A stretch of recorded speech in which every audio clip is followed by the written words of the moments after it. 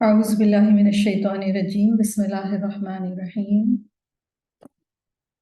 الحمد لله اللهم ربنا لك الحمد بما خلقتنا ورزقتنا وهديتنا وعلمتنا لك الحمد بالإيمان ولك الحمد بالإسلام لك الحمد بكل نعمة أنعمت بها علينا فلك الحمد على ذلك حمدا كثيرا لك الحمد حتى ترضى ولك الحمد إذا رضيت وصلى الله على نبينا محمد وعلى آله وصحبه وسلم رب اشرح لي صدري ويسر لي أمري واحلل عقدة من لساني يفقه قولي اللهم زدنا إيمانا وفقا ويقينا اللهم إني أسألك قلبا سليما ولسانا صادقا اللهم إني أعوذ بك أن أشرك بك وأنا أعلم وأستغفرك لما لا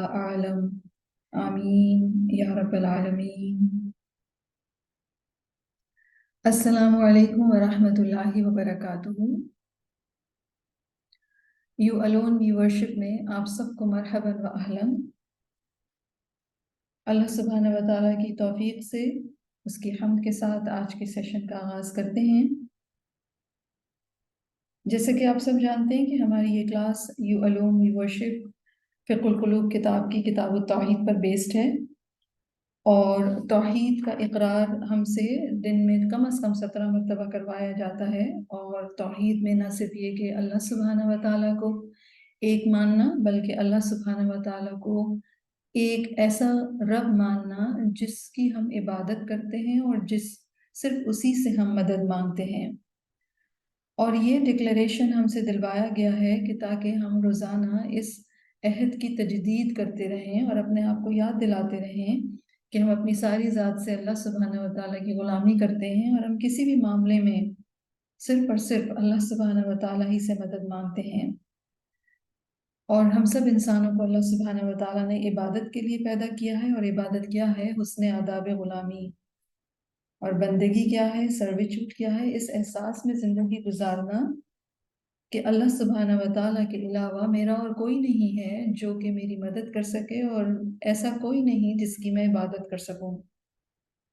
تو آداب غلامی کا حسن سیکھنے کے لیے اور ایک اللہ کی بندگی کے معنی جاننے کے لیے اللہ سبحانہ و تعالیٰ کو ایک ماننا، اسی کو ایک معبود ماننا، اس کا علم حاصل کرنا بہت ضروری ہے. اور ہم فقہ القلوب کتاب کی کتاب التوحید کو اسٹڈی کر رہے ہیں، اور کتاب التوحید کے حوالے سے جیسا کہ ہم دیکھ رہے ہیں کہ ملٹیپل ٹاپکس ہیں جو کہ اس کا احاطہ کرتے ہیں، جس میں کچھ رسک بھی شامل ہیں جو کہ توحید کو لاحق ہو سکتے ہیں، جس میں جہالت کا خطرہ ایک میجر خطرہ ہے. اور اس کا علاج یہی ہے کہ توحید کا علم حاصل کیا جائے، یعنی محض سنی سنائی بات کے اوپر کہ اللہ تعالیٰ ایک ہے، لیکن اللہ تعالیٰ کو ایک ماننا اس کا مطلب کیا ہے، اس کی انڈرسٹینڈنگ ضروری ہے. تو اس جہالت سے نکلنا ضروری ہے. جہالت وہ خطرہ ہے جو کہ توحید کو لاحق ہے. اس کے علاوہ انکار کا خطرہ موجود ہے، اس کے علاوہ شرک کا خطرہ موجود ہے، اور ہپاکریسی کا خطرہ موجود ہے. اور یہ سارے ٹاپک اب تک کے ہم نے ان کلاسز کے اندر کور کر لیے ہیں، اور آج کل جس ٹاپک کو ہم اسٹڈی کر رہے ہیں وہ ہے فقہ التوفیق والخذلان یا خذلان. اور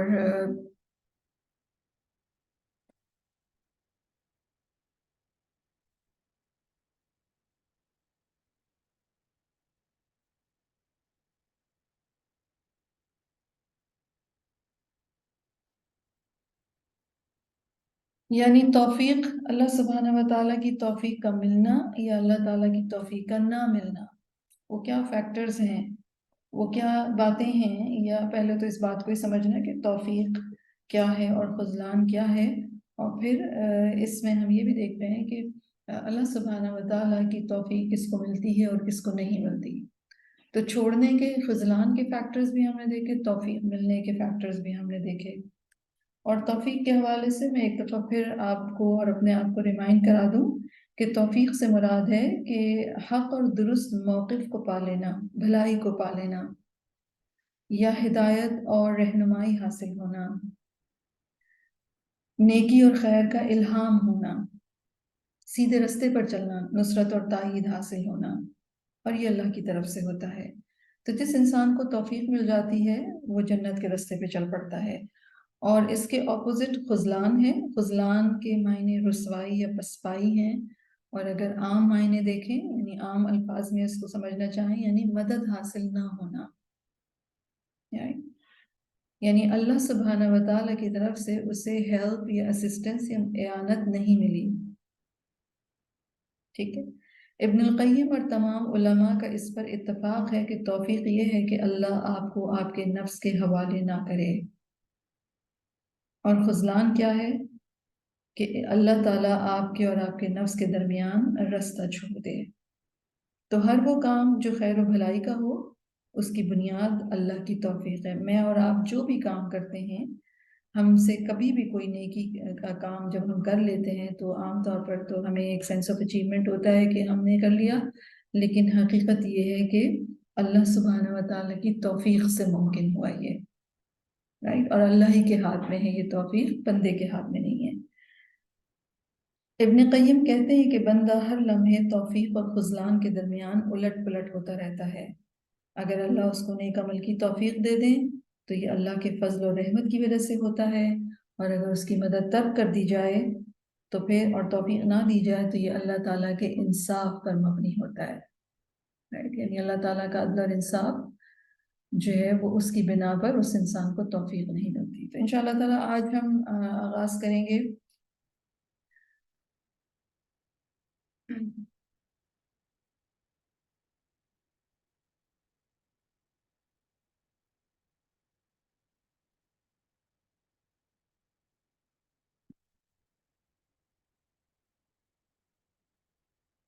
ہم پیج 139 پر ہیں اور سیکنڈ پیراگراف سے ہم بات کا آغاز کریں گے۔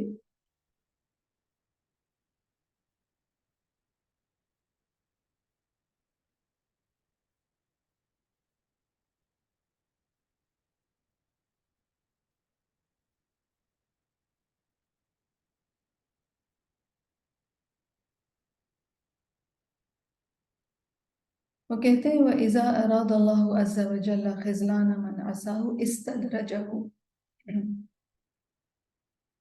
کہ جب اللہ سبحانہ و تعالیٰ کسی کو توفیق نہ دینے کا ارادہ کرتے ہیں یا بندے کو اس کے اپنے حال پر چھوڑنے کا ارادہ کر لیتے ہیں تو پھر کیا کرتے ہیں، اور یہ کس کے ساتھ کرتے ہیں؟ من عصاہو، یہ اس کے ساتھ کرتے ہیں جو اللہ تعالیٰ کی نافرمانی کرتے ہیں۔ تو اللہ تعالیٰ اپنی نافرمانی کرنے والے کے بارے میں جب یہ ارادہ کر لیتے ہیں کہ اس کو اس کے حال پر چھوڑ دیا جائے تو استدرجہ، تو پھر وہ اس کو ڈھیل دے کر پکڑتے ہیں، یعنی اللہ سبحانہ و تعالیٰ کی کوئی نافرمانی کر رہا ہے اور کیے جا رہا ہے تو اب ایک اسٹیج ایسا آتا ہے کہ پھر اللہ سبحانہ و تعالیٰ اس کو چھوڑ دیتے ہیں یا اس کو اس کے حال پر چھوڑنے کا ارادہ کر لیتے ہیں اور وہ اس کو ڈھیل دے کر پکڑتے ہیں، استدراج کرتے ہیں۔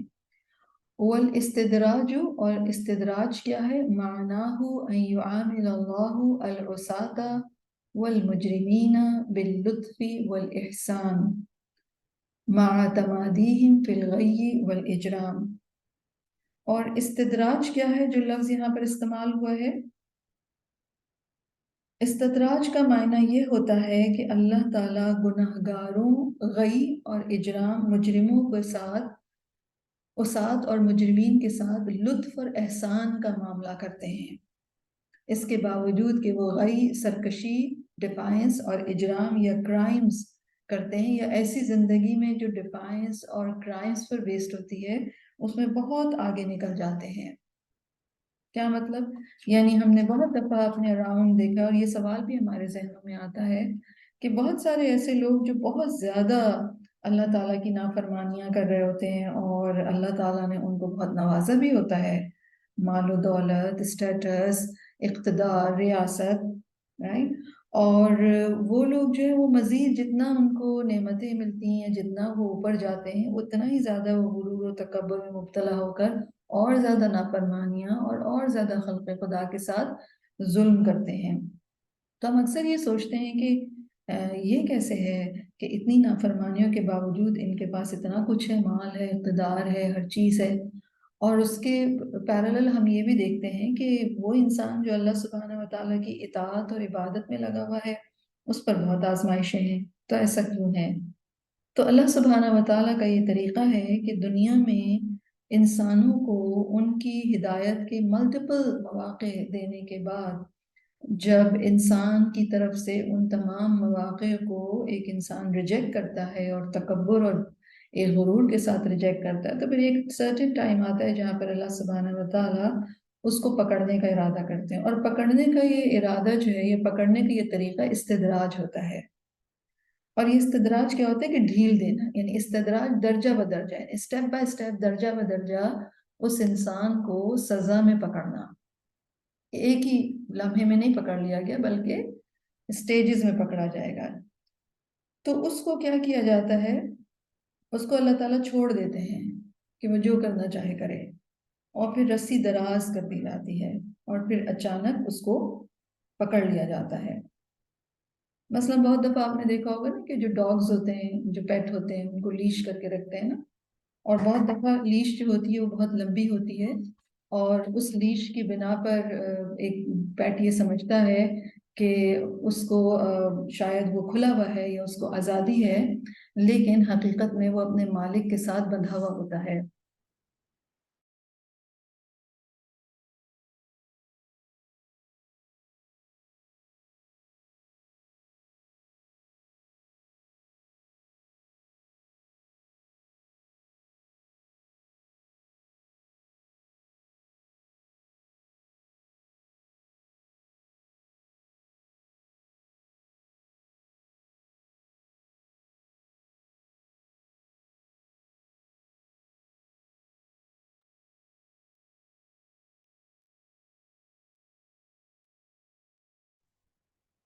تو وہ پیٹ یہ سمجھ رہا ہوتا ہے کہ شاید وہ کھلا ہوا ہے، اور وہ جب اپنے آپ کو تھوڑا سا لوز پاتا ہے یا وہ اس کو لگتا ہے کہ وہ آزاد ہے، تو وہ دور تک دوڑنے کی کوشش کرتا ہے.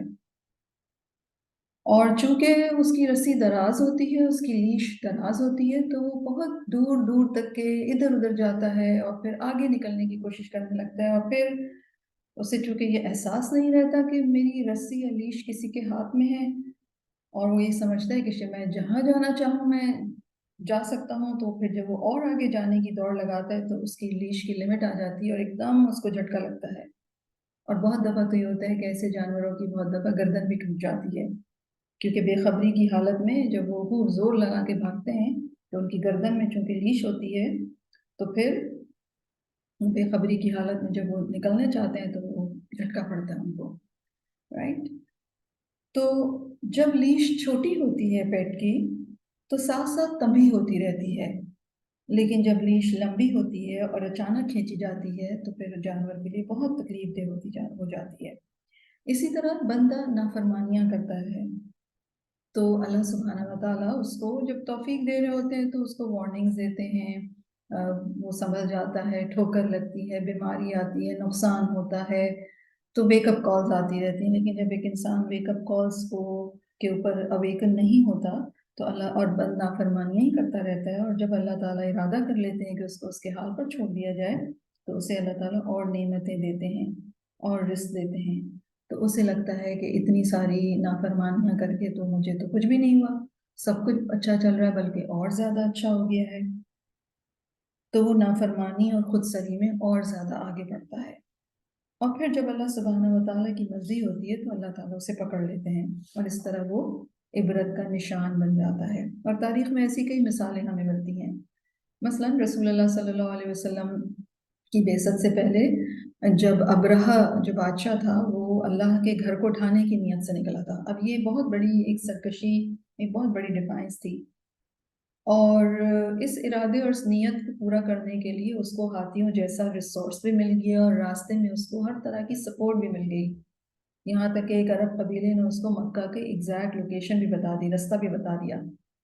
پہلے زمانے میں گوگل تو تھا نہیں نا کہ آپ اس کے لوکیشن پتہ کر لیں.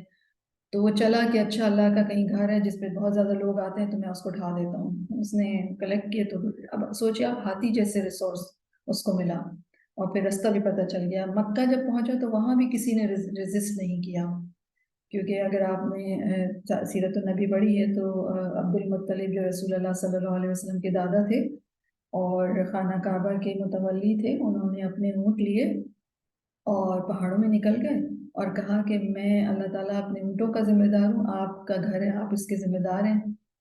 اور پھر بالکل لاسٹ سٹیج پہ پہنچ کر یہ ہوا کہ کس طریقے سے اللہ سبحانہ و تعالیٰ نے ابراہ کی رسی کھینچ لی، اور سورۃ الفیل کے اندر اس کا بیان ہے، ٹھیک ہے۔ تو یہ کہلاتا ہے استدراج۔ اور جب ایک نافرمان انسان مسلسل نافرمانیاں کرتا رہتا ہے، اللہ سبحانہ و تعالیٰ کی نعمتیں اس کو ملتی رہتی ہیں، تو وہ خوش ہو جاتا ہے اپنے آپ سے، وہ سمجھتا ہے کہ شاید میرے ساتھ بہت اچھا معاملہ ہو رہا ہے، اور یہ اس کا نفس کا دھوکہ ہوتا ہے۔ جب ہر طرف سے اسے اچیومنٹس مل رہے ہوتے ہیں، سکسیس مل رہی ہوتی ہے، تو وہ سمجھتا ہے میں بہت ہی اچھا ہوں۔ تو لیکن یہ استدراج ہوتا ہے، یعنی اللہ تعالیٰ گریجولی اس کو اس کی سزا کی طرف اس کو ایک طرح سے ڈرائیو کر رہے ہیں، اور فائنلی پھر اس کو پکڑ لیا جائے گا سزا میں، ٹھیک ہے۔ تو یہاں یہ کہہ رہے ہیں استدراج کا معنی یہ ہے کہ اللہ تعالیٰ عصات یعنی ڈسوبیڈینٹ لوگ، والمجرمین اور کرمنلز کو ان کے ساتھ معاملہ کس طرح کرتے ہیں، باللطف والاحسان، لطف اور احسان کا معاملہ، انہیں بہت زیادہ نعمتیں ہیں، بہت سکسیس، جو وہ چاہ رہے ہیں وہ ہو رہا ہے، اس بات کے باوجود کہ وہ سرکشی اور ڈیفائنس یا کرائم سے بہت آگے نکل گئے ہیں۔ وَذَلِكَ بِأَنْ يَزِيدَ اللَّهُ نِعَمَهُ عَلَيْهِ، اور یہ کس طرح ہوتا ہے، یہ اس طرح ہوتا ہے، یہ اس لیے ہوتا ہے کہ اللہ تعالیٰ ان پر اپنی نعمتیں بہت زیادہ کر دیتا ہے۔ فَيَظُنُّونَ، تو وہ گمان کرنے لگتے ہیں کہ أَنَّهَا لُطْفٌ مِّنَ اللَّهِ تَعَالَى بِهِمْ، کہ یہ ان پر اللہ تعالیٰ کا لطف و کرم ہے، یعنی اللہ ان سے خوش ہے، اللہ کی بہت مہربانی ہے ان پر۔ فَيَزْدَادُونَ بَطْرًا وَإِنْهِمَاكًا فِي الْغَيِّ، تو وہ بڑھ جاتے ہیں بطر میں، غرور میں اور گمراہی یا سرکشی میں۔ حتیٰ تحق علیہم کلمۃ العذاب، یہاں تک کہ ان پر عذاب کی بات جو ہے وہ سچی ہو جاتی ہے۔ کما قال سبحانہ، جیسے کہ فرماتے ہیں سبحانہ و تعالی، سورۃ الاعراف کی آیت 182-83 ہے، والذین کذبوا بآیاتنا سنستدرجهم من حیث لا یعلمون، اور جن لوگوں نے ہماری نشانیوں کو جھٹلایا، ہم ان کو آہستہ آہستہ پکڑیں گے ایسی جگہ سے جہاں سے ان کو خبر بھی نہ ہوگی۔ وَأُمْلِي لَهُمْ، اور میں ان کو ڈھیل دیتا ہوں، إِنَّ كَيْدِي مَتِينٌ، بے شک میرا داؤ بڑا مضبوط ہے۔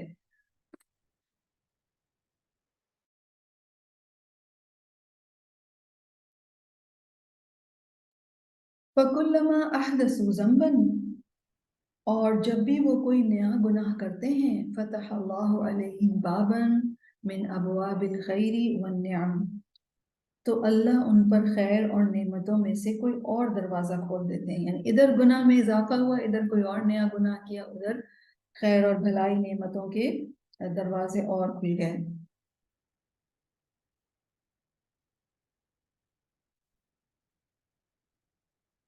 وَيَزْدَادُونَ بَطَرًا وَإِمْعَانًا فِي الْغَيِّ وَالْفَسَادِ، اور ادھر وہ مزید انکریز کر جاتے ہیں بطر میں اور اللہ سبحانہ و تعالیٰ کی نافرمانی میں، گمراہی میں، فساد میں، کرپشن میں۔ ثم یأخذہم اللہ تعالیٰ اخفل ما یکونون، تو پھر اللہ سبحانہ و تعالیٰ ان کو ایسے حال میں پکڑتے ہیں کہ وہ سب سے زیادہ انتہائی غفلت کی سٹیٹ میں جب وہ ہوتے ہیں، تب اللہ تعالیٰ ان کو پکڑ لیتے ہیں، رائٹ۔ تو یہ ہے وہ استدراج کا طریقہ جس کے ذریعے سے اللہ تعالیٰ کرمنلز کو، یا جو ڈیفائنڈ لوگ ہیں، یا جو اللہ تعالیٰ کے نافرمان لوگ ہیں اور مسلسل نافرمانی کر رہے ہیں اور نافرمانی میں آگے بڑھتے جا رہے ہیں، تو وہ اپنی زندگی سے اس چیز کو نہیں سیکھتے، بلکہ وہ نعمتوں کے ملنے کو کیا سمجھتے ہیں کہ ہم شاید ٹھیک ہیں۔ تو جب وہ ایک انتہائی اسٹیٹ آف غفلت میں ہوتے ہیں تو ان کو پکڑ لیا جاتا ہے۔ اور میرے پاس تو آیت سورۃ الاعراف کی، لیکن آپ کے سامنے سورۃ الانعام کی آیت ہے۔ فَلَمَّا نَسُوا مَا ذُكِّرُوا بِهِ فَتَحْنَا عَلَيْهِمْ أَبْوَابَ كُلِّ شَيْءٍ حَتَّى إِذَا فَرِحُوا بِمَا أُوتُوا أَخَذْنَاهُمْ بَغْتَةً فَإِذَا هُمْ مُبْلِسُونَ فَقُطِعَ دَابِرُ الْقَوْمِ الَّذِينَ ظَلَمُوا وَالْحَمْدُ لِلَّهِ رَبِّ الْعَالَمِينَ۔ سورۃ الانعام کی آیت 44 اور آیت 45 میں اللہ تعالیٰ فرما رہے ہیں کہ پھر جب انہوں نے اس نصیحت کو بھلا دیا جو ان کو کی گئی تھی تو ہم نے ان پر ہر چیز کے دروازے کھول دیے۔ کیا نصیحت کی گئی تھی ہمیں؟ اللہ تعالیٰ نے انسانوں کو کیا نصیحت کی تھی کہ انسان اپنے اعمال کو اور ان کے آؤٹ کم کے بارے میں کوشش رہیں اور نعمتوں کے ملنے پر اللہ کا شکر ادا کریں، اور شکر کا مطلب فرمانبرداری ہے، رائٹ؟ اور مشکلات جب آئے تو اس وقت وہ اللہ ہی کی طرف رجوع کریں، نعمتیں ملیں تب بھی اللہ کی طرف رجوع کریں۔ لیکن جب انہوں نے اس نصیحت کو بھول گئے جو انہیں کی گئی تھی تو اللہ تعالیٰ فرما رہے ہیں کہ ہم نے فتحنا علیہم ابواب کل شیء، ہم نے ان پر ہر چیز کے دروازے کھول دیے، حتی اذا فرحوا بما اوتوا، یہاں تک کہ جب وہ اس چیز پر بہت خوش ہو گئے جو انہیں دی گئی تھی تو اخذناہم بغتۃ، تو ہم نے انہیں اچانک پکڑ لیا، فَإِذَا هُمْ مُبْلِسُونَ، تو اس وقت وہ نا امید ہو کر رہ گئے، فَقُطِعَ دَابِرُ الْقَوْمِ الَّذِينَ ظَلَمُوا، پس ان لوگوں کی جڑ کاٹ دی گئی جنہوں نے ظلم کیا تھا، اور ساری تعریف اللہ کے لیے ہے تمام جہانوں کے رب، اللہ کے لیے تعریف جو تمام جہانوں کا رب ہے۔ تو وہ کہتے ہیں فَالتَّوْفِيقُ أَلَّا يَكِلَ اللَّهُ الْعَبْدَ إِلَى نَفْسِهِ، بس توفیق یہ ہوتی ہے کہ اللہ تعالیٰ بندے کو اس کے نفس کے حوالے نہ کرے۔ نفس کے حوالے کرنا کیا ہوتا ہے کہ ایک انسان جو ہے وہ اپنے نفس سے دھوکہ کھا جاتا ہے، اور نفس عام طور پر آپ کو اپنے بارے میں کیا سجاتا ہے؟ وہ کہتا ہے تم تو اتنی اچھی ہو، تم تو اتنی نیک ہو، رائٹ؟ تو نفس عام طور پر اپنے بارے میں دھوکہ دے دیتا ہے، اور یہ بھی دھوکہ دے دیتا ہے انسان کو کہ میں جو کر رہا ہوں صحیح کر رہا ہوں، میں جو سوچتا ہوں بالکل صحیح سوچتا ہوں، میری جو رائے ہے وہ بالکل ٹھیک رائے ہے، رائٹ؟ اور ہمارے اندر یہ اپنے آپ کو سیٹسفائی کرنے کے لیے ہمارا جو ڈیفense میکینزم ہے، سائیکولوجیکلی جو ڈیفenس میکینزم ہے، اس کے جو 4 5 6 7 چیزیں ہیں، ان میں کیا ہوتا ہے کہ ایک انسان اپنے آپ کو اپنے عمل کی کو ریزن دیتا ہے، وہ کہتا ہے میں نے جو کیا وہ ٹھیک کیا ہے، ٹھیک ہے؟ تو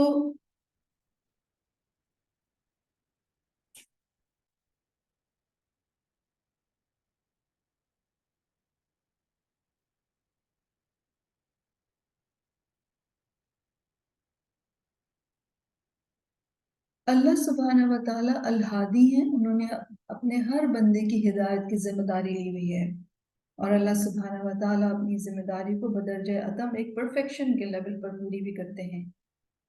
لیکن انسان ہم دیکھتے ہیں کہ سب تو ہدایت نہیں پاتے۔ وجہ کیا ہوتی ہے کہ انسان جب اللہ تعالیٰ کی طرف سے آئی ہوئی ہدایت کو ریجیکٹ کرتا چلا جاتا ہے، اور وہ ریجیکٹ کیوں کرتا ہے؟ کیونکہ اسے لگتا ہے کہ وہ خود بہت ایجوکیٹڈ ہے، ہائیلی انٹیلیجنٹ ہے، یا اس کو دنیا کا زیادہ پتہ ہے، یا وہ زیادہ ماڈرن ہے۔ کیونکہ ایک مسلمانوں کے اندر تو یہ بڑا پرابلم ہے نا کہ ہم ہمارے معاشرے میں دین اسلام کے حوالے سے ہم سب کے مائنڈ میں یہ کنڈیشننگ ہوئی بھی ہے کہ یہ بیکورڈ ہے ریلیجن، اور میں بہت ماڈرن ہوں، یا آج کی دنیا بہت ماڈرن ہے۔ جب ایک انسان کسی بھی وجہ سے اس کے اندر جو تھاٹ ہے اس کی بنا پر وہ اللہ تعالیٰ کے دین کو ریجیکٹ کرتا جاتا ہے، اللہ کی ہدایت کے اکارڈنگ اپنے آپ کو چیک نہیں کرتا، تو فائنلی ایک سٹیج آتی یہ ہے کہ جس میں پھر انسان کو اللہ تعالیٰ اس کے نفس کے حوالے کر دیتے ہیں، اور نفس جو ہے وہ انسان کو کہیں بھی لے جاتا ہے کہ اپنی رائے ہی اس کو سب سے زیادہ بہترین لگتی ہے۔ تو توفیق یہ ہے کہ اللہ تعالیٰ بندے کو اس کے نفس کے حوالے نہ کریں، بلکہ یتولاہ، وہ اس کی ذمہ داری لیں، یعنی توفیق یہ کہ اللہ بندے کا ولی بن جائے، وَيُعِینُهُ، اور اس کی مدد کریں، وَيُدَافِعُ عَنْهُ، اور اس کو ڈیفینڈ کریں، رائٹ؟ یہ بندے کا اللہ کے اوپر حق ہے، یہ اللہ سبحانہ و تعالیٰ نے یہ خود ہی رسپانسبلٹی لی ہے۔ اور خذلان یا خذلان کیا ہے؟ والخذلان ان یخلی اللہ تعالی بین العبد ونفسه ویکلہ الیہا، اور خذلان یا عدم توفیق یہ ہے کہ اللہ تعالیٰ خالی کر دے یا بندے اور اس کے نفس کو چھوڑ دے اور اسے اس کے نفس کے حوالے کر دے، ٹھیک ہے؟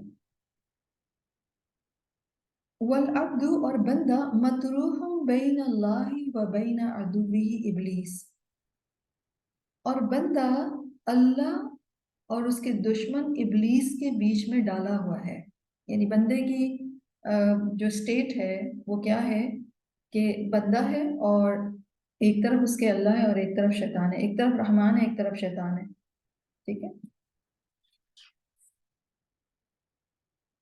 मतरूह का मतलब होता है प्रेजेंटेड या कास्ट के मायने में भी आता है, यानी बंदा का जो स्टेट है वो क्या है कि एक तरफ उसके रहमान है, दूसरी तरफ शैतान है, और बंदे को ये फ्रीडम ऑफ चॉइस दी गई है कि वो या रहमान के रास्ते पर जाए और या शैतान के रास्ते पर जाए, और बंदे को पूरी तरह मदद भी दी गई है और फैसिलिटेट भी किया गया है।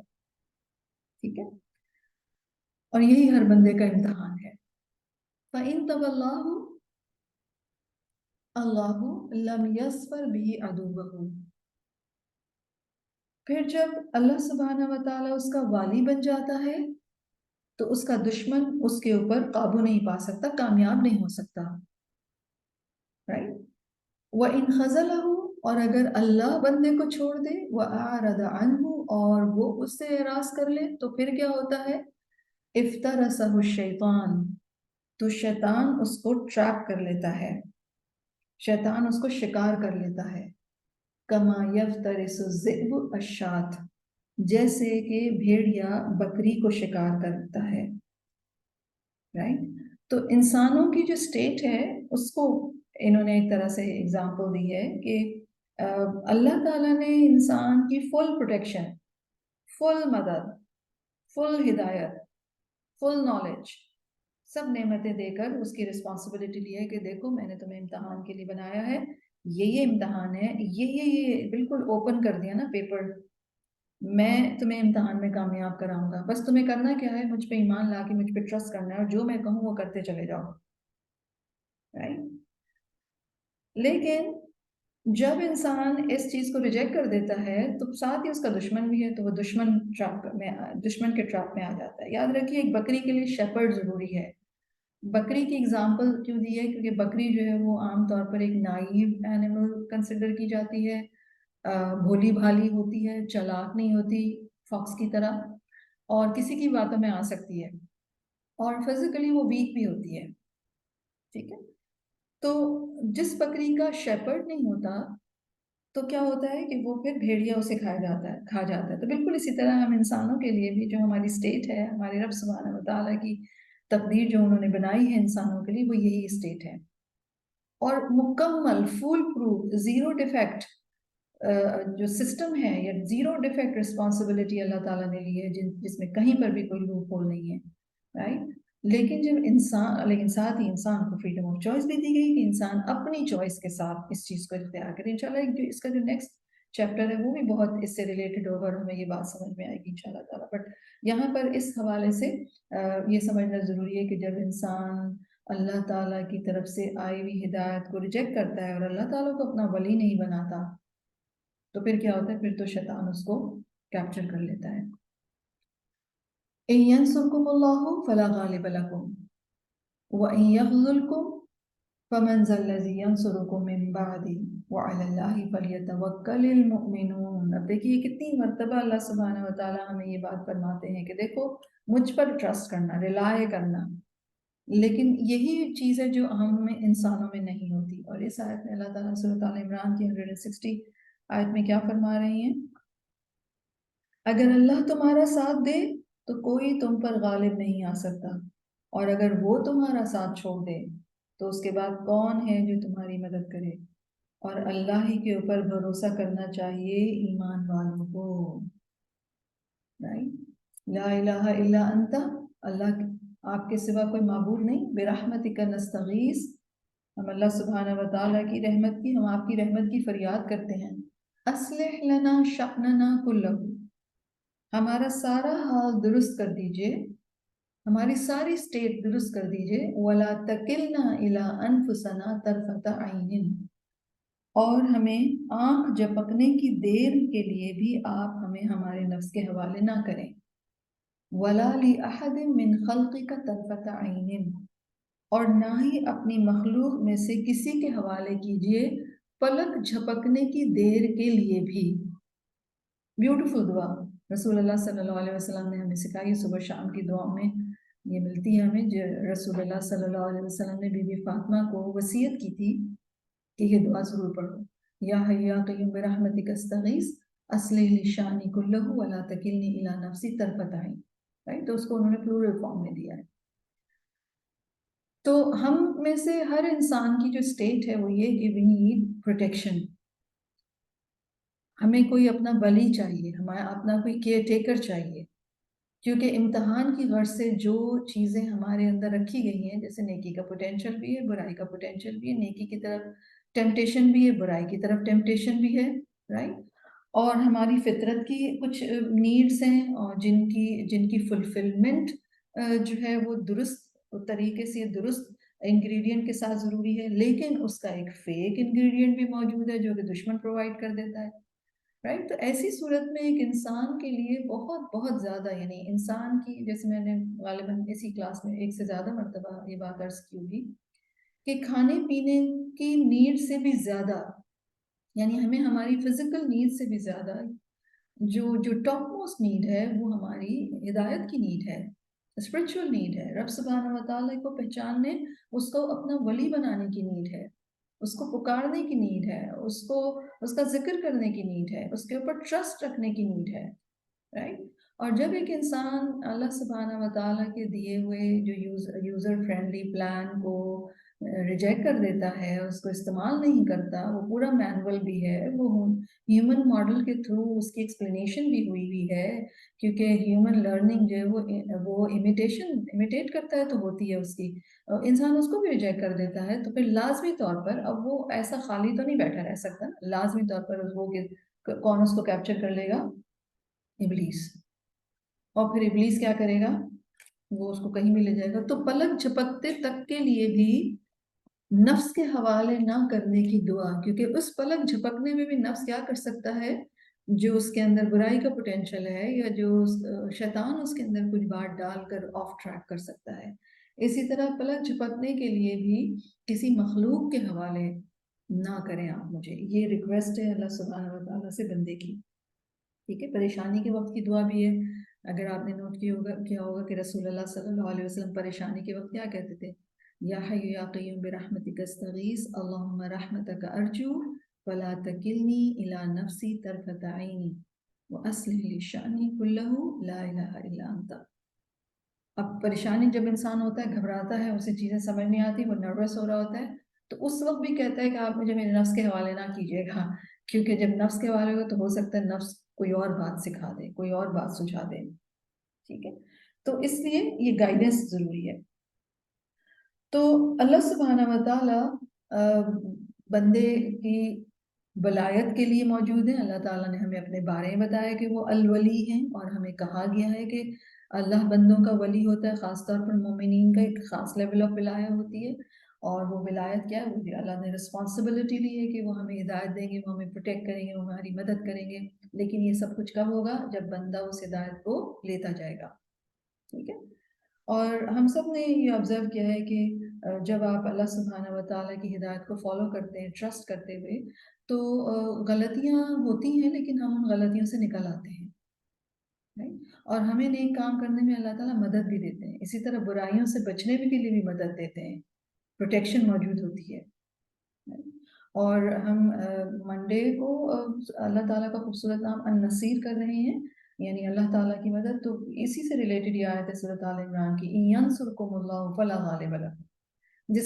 جس کا اللہ نصیر ہو، جس کا کیئر ٹیکر، جس کا مددگار اللہ ہو، تو بس پھر اس کے لیے تو کوئی پرابلم ہی نہیں ہے، شیطان اس کو کیپچر نہیں کر سکتا۔ لیکن اگر اللہ ہی مدد نہ کرے تو پھر کوئی بھی مدد کرنے والا نہیں۔ یاد رکھیے، اس کا مطلب یہ نہیں ہے کہ جو انسان مومن ہوگا یا پھر جو اللہ سبحانہ تعالیٰ کی ہدایت پر چل رہا ہوگا، ابلیس اس کو بہکائے گا، نہیں بہکائے گا وہ، لیکن یہاں جو لفظ انہوں نے استعمال کیا ہے کہ جب اللہ چھوڑ دیتے ہیں یا اللہ اس سے منہ موڑ لیتے تو شیطان اس کا شکار ہی کر لیتا ہے۔ تو شکار کرنا اور بار بار اس کو گمراہ کرنے کی کوشش کرنا، یہ دو ڈیفرنٹ چیزیں ہیں، یعنی تھرو آؤٹ ہز لائف ایک مومن جو ہے، شیطان اس کو مسلسل آف ٹریک کرنے کی کوشش کرتا رہتا ہے، کبھی کسی طرح سے، کبھی وسوسہ ڈال کے، کبھی کچھ کر کے، اور رسول اللہ صلی اللہ علیہ وسلم کے فرمان کے مطابق مومن اپنے شیطان کو تھکا دیتا ہے، اور یہ تھکانا کس بیس پر ممکن ہوتا ہے؟ جب اللہ اس کا ولی اور نصیر ہوتا ہے۔ لیکن جب ایک انسان اللہ تعالیٰ کی ہدایت کو ریجیکٹ کرتا ہی چلا جاتا ہے، تو پھر شیطان اس کو شکار ہی کر لیتا ہے، اور پھر شکار کر کے جہاں دل چاہتا ہے لے جاتا ہے۔ پھر وہ کہتے ہیں وَلِضُعْفِ الْإِيمَانِ وَضُعْفِ الْيَقِينِ عَلَى الْأَعْمَالِ الصَّالِحِ، یہ ایک اچھا ڈسکشن ابھی ایک سٹارٹ کر رہے ہیں، ایک بہت اچھی بات کر رہے ہیں. یہ وہ کہہ رہے ہیں کہ ایمان کی کمزوری اور یقین کی کمزوری کس چیز کے اوپر؟ علی الاعمال الصالحہ، نیک اعمال کے بارے میں ایمان کی کمزوری اور یقین کی کمزوری کی وجہ سے غیر اکثر المسلمین مکان الاجتماع، مسلمانوں میں سے میجورٹی نے اپنی گیدرنگز کی جگہ تبدیل کر لی ہے. اجتماع جو ہوتا ہے گیدر ہونا، اکٹھا ہونا. چونکہ نیک اعمال کے اوپر یقین کمزور ہوا اور نیک اعمال کے حوالے سے ایمان کی کمزوری تھی، تو پھر مسلمانوں کی میجورٹی نے اپنے اکٹھا ہونے کی جو جگہ ہے کہ کہاں اکٹھے ہوں وہ چینج کر لی انہوں نے. وغیروا موضوع الاجتماع، اسی طرح انہوں نے اپنی گیدرنگز کا ٹاپک یا گیدرنگز کا ریزن بھی بدل لیا. وغیروا اعمال الاجتماع، اور انہوں نے اپنے اجتماع یا اپنے اکٹھے ہونے کے جو کام ہیں وہ بھی تبدیل کر لیے. فالنبی صلی اللہ علیہ وسلم واصحابہ کان المسجد مکان اجتماعہم، نبی کریم صلی اللہ علیہ وسلم اور ان کے صحابہ ساتھیوں کے اکٹھا ہونے کی جگہ مسجد تھی. وموضوع الاجتماع الدعوت الی اللہ، اور اجتماع یا اکٹھے ہونے کا جو ٹاپک یا ریزن ہوتا تھا یا وجہ ہوتی تھی وہ کیا تھا؟ اللہ کی طرف دعوت دینا، والجہاد فی سبیل اللہ، اللہ کے راستے میں جہاد کرنا، وتعلم الدین، اور دین سیکھنا، دین کا سیکھنا سکھانا، ومواساۃ الفقراء، اور فقیروں یا نیڈی لوگوں کی دیکھ بھال کرنا، ہمدردی کرنا، واستقبال الضیوف، اور مہمانوں کو کا استقبال کرنا، ویلکم کرنا، وتعلم القرآن والذکر والعبادہ، اور قرآن سیکھنا، ذکر سیکھنا، عبادت سیکھنا، ونحو ذالک، اور اسی طرح کے دوسرے کام. یعنی رسول اللہ صلی اللہ علیہ وسلم اور ان کے صحابہ انہی کاموں کے لیے جمع ہوا کرتے تھے. اور پلیس کیا تھی؟ یعنی ٹاپکس یہ ہوا کرتے تھے، ریزن یہ ہوا کرتے تھے، اور پلیس کیا تھی؟ مسجد. وَكَانَ الْاجْتِمَاعُ فِي الْمَسْجِدِ لِجَمِيعِ الْمُسْلِمِينَ أَغْنِيَاءَ وَفُقَرَاءَ، اور یہ جو اکٹھا ہونے کی جو جگہ تھی مسجد، اس میں سارے ہی مسلمان اکٹھے ہوتے تھے، چاہے امیر ہو غریب، سب اکٹھے ہوتے تھے. وسائر الطبقات، اور ساری کلاسز سوسائٹی کی وہ اکٹھا ہوتی تھی. وَأَعْمَالُ الْاجْتِمَاعِ إِقَامَةُ الدِّينِ فِي أَنْحَاءِ الْأَرْضِ، اور اس گیدرنگ کے کام کیا ہوتے تھے، کیا آبجیکٹو ہوتا تھا؟ کہ دین کو زمین کے کونے کونے تک اسٹیبلش کرنا یا لے جانا. وخروج الناس للدعوت الی اللہ، اور اللہ کی طرف دعوت دینے کے لیے لوگوں کا نکلنا، وہیں سے لوگ نکلتے تھے، گروپس نکلتے تھے، ٹیمیں نکلتی تھیں کہ اللہ کی طرف لوگوں کو بلایا جائے. وتعلیم الناس احکام دینہم، اور لوگوں کو ان کے دین کے احکامات سکھائے جاتے یا ان کو سکھانے کے لیے نکلتے. وقراءۃ القرآن، قرآن کی ریسیٹیشن، والعمل بھی، اور اس کے اوپر عمل کرنا سکھانا. والخروج للجہاد فی سبیل اللہ، اور اللہ کے راستے میں جہاد کرنے کے لیے نکلا کرتے تھے. ونحو ذالک، اور اسی طرح. یہ رسول اللہ صلی اللہ علیہ وسلم کے دور میں اس طرح ہوتا تھا. لیکن کیا ہوا؟ والیوم تغیرت الاحوال، آج جو ہے وہ سارے حالات تبدیل ہو گئے. فتغیر مکان الاجتماع، اکٹھے ہونے کی جگہ تبدیل ہو گئی. فاصعب شیء علی المسلم اليوم هو الاجتماع فی المسجد، آج مسلمان کے اوپر سب سے بڑی جو مشکل بات ہے وہ کیا ہے؟ مسجد میں اکٹھا ہونا. وصار الاجتماع فی غیر المسجد سهلا، مسجد کے علاوہ دوسری جگہ پر اکٹھا ہونا بہت آسان ہے. بل لذیذاً و محبوباً، بلکہ پلیجریبل بھی اور پسندیدہ بھی ہے. کل اجتماعی، جیسے کہ اکٹھا ہونا، فی الفنادق، ہوٹلز میں، والحدائق، اور پارکس میں، والمطاعم، اور ریسٹورانٹس میں، والاسواق، اور بازاروں میں، مالز میں، والملاعب، اور کھیل کود کی جگہوں میں، کھیل کے میدانوں میں، اسٹیڈیمز میں، واماکن ترفیہ، اور تفریح کے مقامات پر، فضلاً عن اماکن اللہو والفساد، اور لہو اور فساد کی جگہوں کے علاوہ، یعنی وہاں تو اکٹھا ہونا اور زیادہ آسان ہے. رائٹ. تو بیسیکلی آج مسجد جانا لوگوں کے لیے بہت مشکل ہے، یا مسجد میں اکٹھا ہونا بہت مشکل ہے، اور اس کی ظاہر بات ہے یہ بات ہم سب نے آبزرو کی ہوئی ہے. اور انفیکٹ ان تمام جو انہوں نے جگہیں، یعنی مسجد کی جگہ پہ اب لوگ ہوٹلس میں، پارکس میں، ریسٹورینٹس میں، مالز میں، اسٹیڈیمز میں یا تفریح کے مقامات، اور اس کے علاوہ سوسائٹی کے اندر جو لہو اور فساد کی جگہ ہوتی ہیں، مثلا کانسرٹس ہو رہے ہیں، کہیں کسینوز ہیں، یا اس قسم کی پارٹیز ہو رہی ہیں، وہاں تو لائک ان کا تو کیا ہی کہنا، وہاں تو بہت ہی آسانی سے سب جمع ہو جاتے ہیں.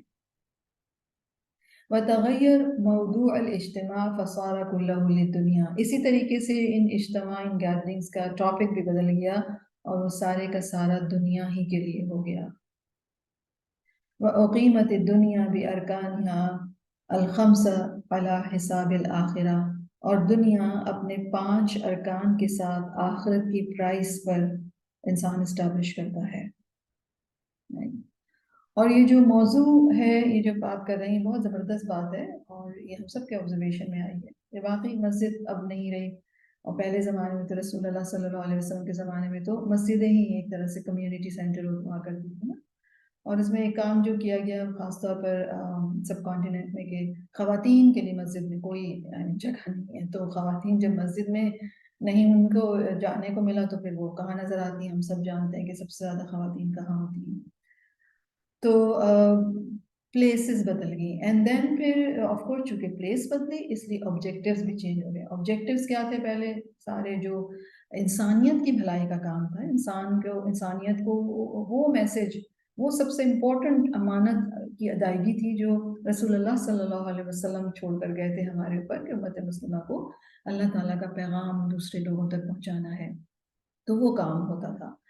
اور اس کے علاوہ قرآن کی تعلیم، اور آف کورس جب سوسائٹی کے اندر لوگ اکٹھے ہوں قرآن پڑھنے کے لیے، قرآن سمجھنے کے لیے، جو ہیروز ریئل معنی میں، جو ریئل سینس میں ہیروز تھے، ان کے بارے میں جاننے کے لیے، تو پھر ظاہر ہوتا ہے یہی جو نالج ہے وہ اسپریڈ کرتی ہے. لیکن اب اکٹھے ہونے کے آبجیکٹیوز، زیادہ تر اکثریت کی بات ہو رہی ہے یہاں پہ، وہ یہ نہیں ہے. تو نتیجہ کیا ہے؟ گفتگو کے جو موضوع ہیں وہ بھی بالکل مختلف ہیں، ان میں کہیں پہ بھی دین تو نہیں آتا. انفیکٹ قرآن کی کلاس کے بعد بھی لائک اگر آپ کہیں پہ قرآن آپ نے پڑھا ہے، اور اس کے بعد بھی اگر آپ بیٹھے ہیں، تو لوگ جنرلی کیا باتیں کر رہے ہوتے ہیں یہ ہم سب جانتے ہیں. ٹاپک یہ نہیں ہوتا کہ مزید اپنی کوئی گروتھ یا ایمان میں گروتھ یا عمل میں گروتھ کو ڈسکس کیا جائے، یا اس بات کے اوپر کنسرن شو کیا جائے کہ کس طریقے سے ہم یہ بات دوسروں تک پہنچائیں، یا اس کے حوالے سے کوئی کنسرن شو کیا جائے کہ اچھا ان آیات کی روشنی میں ہمیں یہ نافرمانی نظر آتی ہے، تو کس طریقے سے اس نافرمانی کو ہم ہٹائیں لوگوں کی زندگیوں میں سے. رائٹ. اور اگر کوئی بات بھی کرے تو لوگ جنرلی ٹاپک چینج بھی کرتے ہیں کہ بھئی اب یعنی اتنی دیر تو کلاس لے لی ہے، تو اب ذرا سا لائٹ سی گفتگو کچھ ہو جائے. تو لوگوں کا ٹیسٹ ہی بدل گیا ہے. رائٹ. اور مثلا شادیاں ہوتی ہیں، تو شادیاں اگر مسجد میں ہوں تو چلیں پھر بھی ذرا سا نماز کا وقت ہو تو لوگ نماز ہی پڑھ لیتے ہیں، کچھ ذرا سی بیٹھ کر بات بھی سن لیتے ہیں. لیکن جب شادیاں ہوٹلس میں یا بینکویٹ ہالز میں ہونے لگی، تو پھر وہاں تو اللہ کا کوئی ذکر ہوتا ہی نہیں ہے. رائٹ. تو اس طریقے سے جو مسلمانوں کی میجورٹی کے جو گفتگو کا کانٹینٹ ہے، مسلمانوں کی میجورٹی کے گفتگو کے جو ٹاپکس ہیں اور ان کی جو پلیسز ہیں، وہ ساری کی ساری اس میں اللہ، رسول، گائیڈنس، قرآن، یہ ساری تو کوئی گفتگو نہیں آتی. اور اس طریقے سے مسلمانوں نے جو اپنی دنیا قائم کی 5 ارکان کے اوپر، وہ آخرت کی پرائس پہ قائم کی ہے. اور وہ کون سے 5 وہ ہیں؟ وہ ارکان الدنیا الخمسہ بینہ اللہ بقولہ سبحانہ وتعالی. اور وہ دنیا کے جو 5 ارکان ہیں وہ اللہ سبحانہ وتعالی نے اپنے اس فرمان میں بیان فرمائے ہیں.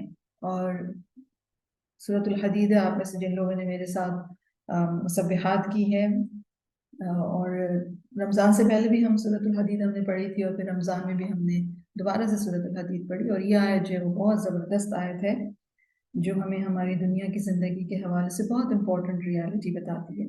اللہ سبحانہ و تعالیٰ فرما رہے ہیں اعلموا انما الحیات الدنیا، جان لو کہ یہ دنیا کی زندگی لعب و لہو، کھیل اور تماشا کے سوا کچھ نہیں ہے، وزینت اور زینت، بیوٹی، اور وتفاخر بینکم اور آپس میں ایک دوسرے کے اوپر باہمی فخر کرنا، وتکاثر اور ایک دوسرے سے آگے بڑھنے کی کوشش کرنا کثرت میں، کس چیز کی؟ فی الاموال والاولاد، مال اور اولاد کی۔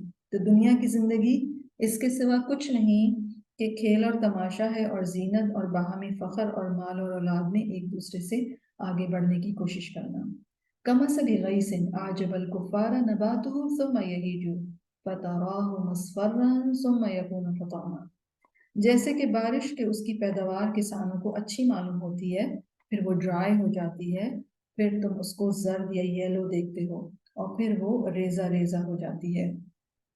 وَفِي الْآخِرَةِ عَذَابٌ شَدِيدٌ وَمَغْفِرَةٌ مِّنَ اللَّهِ وَرِضْوَانٌ، اور آخرت میں سخت عذاب ہے اور اللہ کی طرف سے معافی اور رضامندی بھی۔ وَمَا الْحَيَاةُ الدُّنْيَا إِلَّا مَتَاعُ الْغُرُورِ، اور دنیا کی زندگی دھوکے کی پونجی کے سوا کچھ نہیں، یعنی یہ ایک ایسا ریسورس ہے جو کہ آپ کو دھوکہ دیتا ہے، رائٹ؟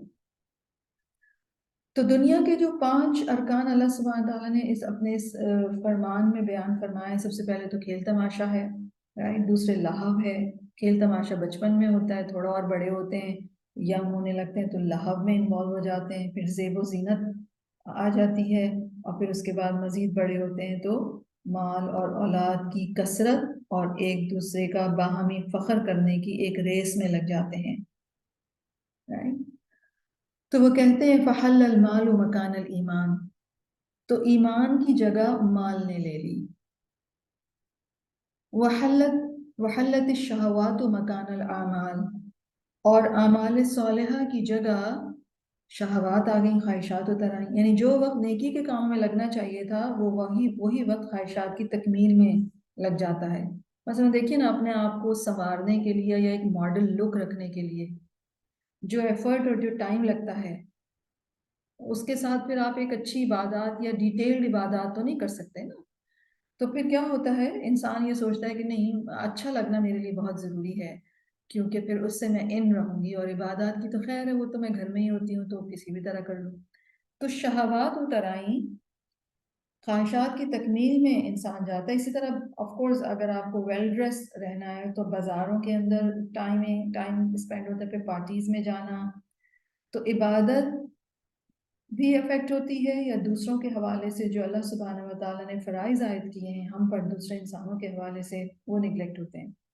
اور آج کی دنیا میں تو ہم ہر ایک کو یہ دیکھتے ہیں، اور ہر ایک کو یہ لگتا ہے کہ شاید یہ اس کا بنیادی رائٹ ہے کہ اپنی انجوائمنٹ یا اپنی پلیجر، اس کے لیے دوڑتا بھاگتا نظر آتا ہے ہر انسان آپ کو، لیکن اپنے خاندان، اپنے والدین یا مسلم کمیونٹی اوور آل، مسلم معاشرے کے حقوق ادا کرنے کے لیے ہم دیکھتے ہیں کہ کسی کے پاس وقت نہیں، رائٹ؟ یعنی انسان اتنا زیادہ شہوات کے پیچھے گیا، یا اعمال صالحہ کی جگہ شہوات نے لے لی، اور یہ شہوات انسان کو کہاں لے گی کہ ہم میں سے ہر ایک یہ سمجھتا ہے کہ ہمارا اپنے اوپر بنیادی رائٹ یہ ہے کہ ہم اپنے دل میں اٹھنے والی ہر خواہش کو پورا کریں، ہم خوش رہیں بس۔ اور وہ جو ایک سیلف لیسنس کا جو ایک کانسیپٹ تھا، یہ قربانی یا سیکریفائس کا جو کانسیپٹ تھا، وہ آج کی دنیا میں ایک بہت ہی لائک فار فیچ نظریہ لگتا ہے، یا ایک ایسی بات لگتی ہے کہ جو ہم کہتے ہیں کہ یہ تو بالکل ایک وکٹمائزیشن والی بات ہے، رائٹ؟ حالانکہ اللہ سبحانہ و تعالیٰ نے ہمیں دوسروں کی جو حقوق ادا کرنے کے لیے کہا ہے، جو دوسروں کے حوالے سے ہمارے اوپر جو فرائض عائد کیے ہیں، اس کا ہمیں ثواب بھی ہے دنیا اور آخرت میں بھی، لیکن ہمیں شہوات نے کیا سکھایا کہ اگر ہم وہ کرنے لگتے ہیں تو پھر ہم جو چاہتے ہیں اپنے لیے کہ ہم یہ ایسے رہیں۔ اور اس حوالے سے ہم نے یہ دیکھا کہ جو مین جو رسپانسبلٹیز تھیں انسان کی اپنی اولاد کے حوالے سے، یعنی میجر اور والدین کے حوالے سے، انسان نے وہی نگلیکٹ کی ہیں، right؟ تو پڑھنے کے لیے تو وقت نہیں ہے ہمارے پاس، قرآن مجید پڑھنے کے لیے یا سیرہ پڑھنے کے لیے یا حدیث پڑھنے کے لیے یا کلاسز لینے کے لیے، کیونکہ ویسے تو اصولاً تو یہ ساری چیزیں ہمیں بچپن سے اور اپنی پوری جوانی اور سارا کچھ ہمیں پڑھتے ہی، یعنی ایک ایسا ہماری زندگی کا یہ ایک روٹین ہوتا کہ یہ خود ہی ایڈجسٹ ہو جاتا ہے. لیکن اب ہمیں کیا کرنا ہوتا ہے، ہم کہتے ہیں اچھا قرآن کی کلاس لینی ہے تو ہمیں لگتا ہے کہ شاید ہمیں کوئی ایکسٹرا ایک کام اپنے روٹین کے اندر ڈالنا ہے، تو وہ ہمیں لگتا ہے کہ شاید یہ مشکل ہے بہت، ہمارے پاس تو ٹائم ہی نہیں ہے. رائٹ. اور بہت دفعہ ہوتا یہ کہ بہت سارے لوگ کمٹ بھی کر لیتے ہیں قرآن کلاسز میں آنے کے لیے یا قرآن کورسز کو اٹینڈ کرنے کے لیے، لیکن پھر کیا ہوتا ہے، ان کی جو شہوات ہوتی ہیں وہ ایسی آڑے آتی ہیں کہ پھر فائنلی کچھ لوگ تو اس سے اسٹرگل کر کے نکل آتے ہیں، لیکن کچھ لوگ وہیں بیٹھے رہ جاتے ہیں. تو ہم کیا کہتے ہیں، وقت نہیں ہے، ٹائم نہیں. تو کیوں؟ کیونکہ کس نے لے لی وہ وقت جس میں آپ کو اعمال صالح کرنا تھا، وہ کس چیز نے لے لی؟ شہوات. وَأَعْمَالُ الدُّنْيَا مَكَانَ أَعْمَالِ الدِّينِ، دنیا کے کاموں نے دین کے کاموں کی جگہ لے لی. فقام سوق الدنیا، تو دنیا کا بازار تو اسٹیبلش ہو گیا، گرم ہو گیا. وتعطل سوق الدین عند کثیر من المسلمین، اور دین کا بازار ویران ہو گیا مسلمانوں کی اکثریت کے نزدیک. فنزلت بهم من اللہ المحن والشدائد، تو پھر ان پر اللہ کی طرف سے امتحان اور سختیاں اتر آئیں. سورہ مریم کی آیت ہے، آیت 59. فخلف من بعدهم خلف اضاعوا الصلاة واتبعوا الشهوات فسوف يلقون غيا. اللہ سبحانہ تعالیٰ فرما رہے ہیں پھر ان کے بعد ایسے ناخلف جانشین ہوئے جنہوں نے نماز کو کھو دیا اور وہ خواہشات کے پیچھے پڑ گئے. البتہ جس نے توبہ کی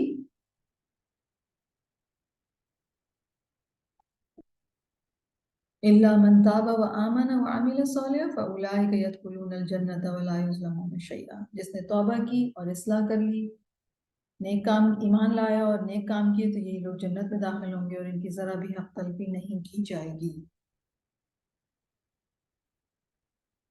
رائٹ. وَمَتَى، اور جب، رَأَيْتَ، آپ دیکھیں، العقل، عقل کو، جب آپ عقل کے بارے میں یہ بات آبزرو کریں، کیا کہ یؤثر الفانی علی الباقی، کہ وہ فانی کو، یعنی جو چیز ختم ہو جانے والی ہے اس کو باقی یا باقی رہنے والی پر ترجیح دے رہی ہے. یہ ایک طرح سے یہ کچھ سینٹینسز ہیں which is very important، کیونکہ یہ مجھے اور آپ کو ایک طرح سے لٹمس ٹیسٹ پرووائڈ کر رہے ہیں کہ اپنے آپ کا جائزہ کیسے لیا جائے. وہ کہہ رہے ہیں جب آپ دیکھیں عقل کو کہ وہ پریفرنس دے رہی ہے، پریفر کر رہی ہے کس کو؟ الفانی کو. فانی اس جو ختم ہونے والا ہے. اور کیا چیز ختم ہونے والی ہے؟ دنیا. کس کے اوپر پریفرنس دے رہی ہے؟ علی الباقی، الباقی کے اوپر. باقی رہنے والی کیا ہے؟ آخرت. تو جب ہم یہ دیکھیں کہ عقل فانی کو ترجیح دیتی ہے باقی کے اوپر، فعلم، تو جان لیں انہو قد مسخ، تو جان لیں کہ وہ مسخ ہو چکی ہے، یعنی کرپٹ ہو چکی ہے، کام نہیں کر رہی ہے، ڈس فنکشنل ہو گئی ہے. اور سورۃ الاعراف کی آیت ہے کہ ہم نے بہت سارے انسانوں کو اور جنوں میں سے ان کو جہنم کے لیے پیدا کیا. لہم قلوب لا یفقہون بہا ولہم اعین لا یبصرون بہا ولہم آذان لا یسمعون بہا اولئک کالانعام بل هم اضل اولئک هم الغافلون. سورۃ الاعراف کی آیت ہے، آیت 179. اور ہم نے جنات اور انسان میں سے بہتوں کو دوزخ کے لیے پیدا کیا ہے. ان کے دل ہیں جن سے وہ سمجھتے نہیں، ان کی آنکھیں ہیں جن سے وہ دیکھتے نہیں، ان کے کان ہیں جن سے وہ سنتے نہیں. وہ ایسے ہیں جیسے چوپائے، بلکہ ان سے بھی زیادہ بے راہ یہی لوگ ہیں غافل. یعنی انسان دنیا میں تو زندہ ہے، لیکن اس کی یہ فیکلٹیز جو ہیں وہ اس کو کہ کوئی کام نہیں دے رہے، کرپٹ ہو گئے. دوسرا لٹمس ٹیسٹ، وَمَتَى رَأَيْتَ الْقَلْبَ، اور جب آپ دیکھیں کہ دل کو، کیا دیکھیں دل کے بارے میں؟ قَدْ تَرَحَّلَ عَنْهُ حُبُّ اللَّهِ، کہ دل سے اللہ کی محبت کوچ کر چکی ہے. رحلہ کہتے ہیں نا سفر کو، ترحل عنہ یعنی وہاں سے جا چکی ہے اللہ کی محبت. والاستعداد للقائه، اور اس کی ملاقات کی تیاری بھی چلی گئی ہے.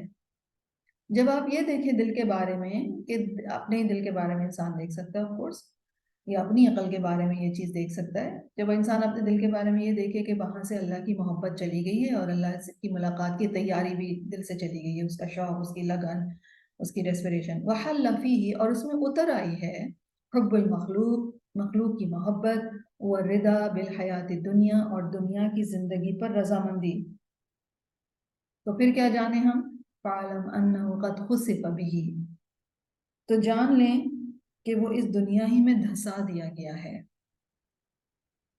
خسف ہوتے ہیں دھسنا، قارون زمین میں دھسا دیا گیا تھا، تو دھسائی کیا چیز جاتی ہے، جو چیز جہاں بلونگ کرتی ہے وہیں ڈال دی جاتی ہے۔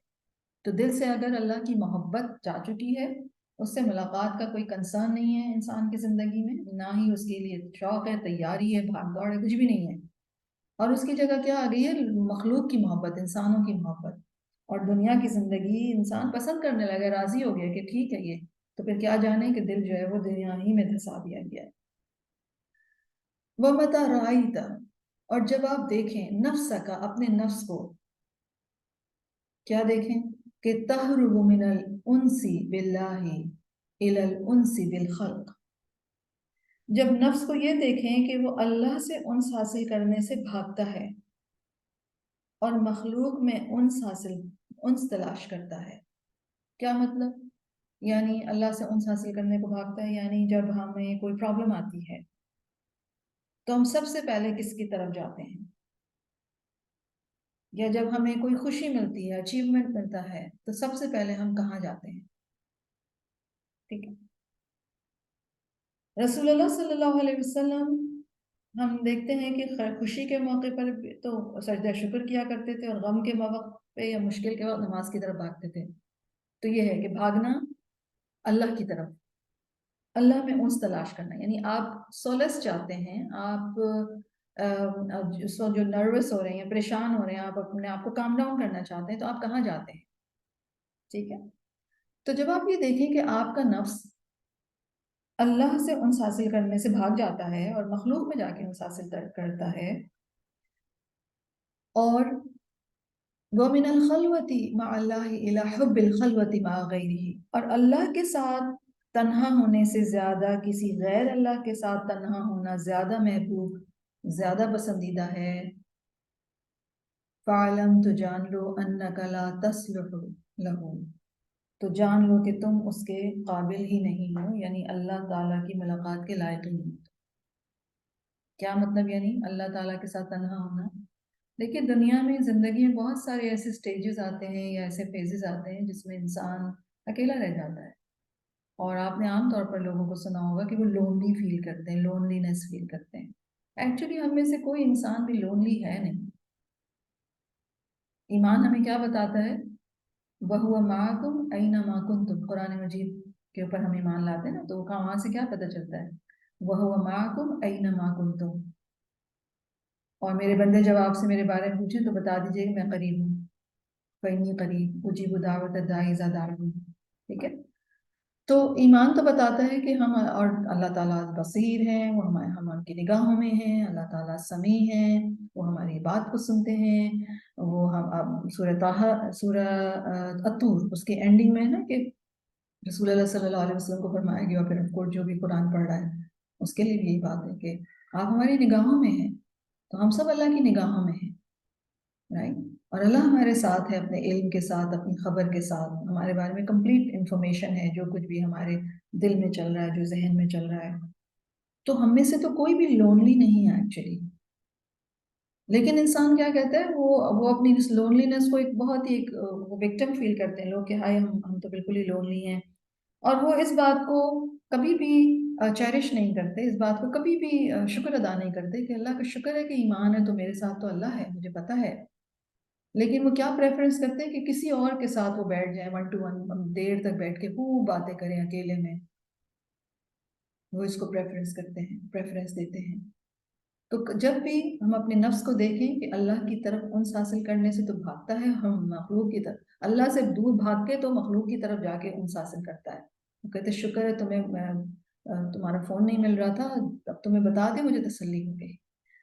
تو جب تک بتا نہ دیں ہم کسی کو پرٹیکولر رشتے کو، انسان کو، اس وقت تک ہمیں تسلی نہ ہو، سکون نہ آئے، تو یہ کیا ہے؟ یہ بیسیکلی خلق کے ساتھ انس حاصل کرنا ہے۔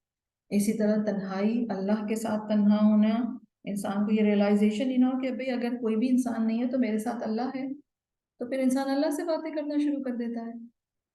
تو اگر یہ نہ ہو اور انسان لوگوں کی کمپنی چاہے کوئی ایک بھی مل جائے، کوئی ایک بھی بات ہے سننے کے لیے ہماری مل جائے تو وہی کافی ہے، تو کیا جان لیں کہ ہم اللہ تعالیٰ کی ملاقات کے لائق ہی نہیں ہیں۔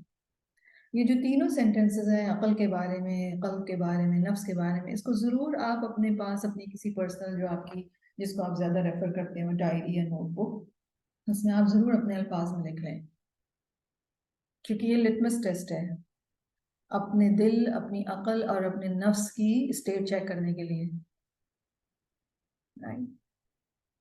اور اگر ایسا ہی پائیں تو پھر کیا کریں؟ الرٹ سگنلز، الرٹ میسیجز اپنے آپ کو لے کر آئیں واپس، رائٹ۔ پھر وہ کہتے ہیں والموجودون الان من بنی آدم اربعۃ اصناف، اب اس وقت لائک رائٹ ناؤ، ابھی دنیا میں بنو آدم میں سے، یعنی حضرت آدم کی اولاد میں سے جو لوگ ہیں ان کی 4 کیٹیگریز ہیں، یا 4 قسم کے لوگ موجود ہیں، رائٹ۔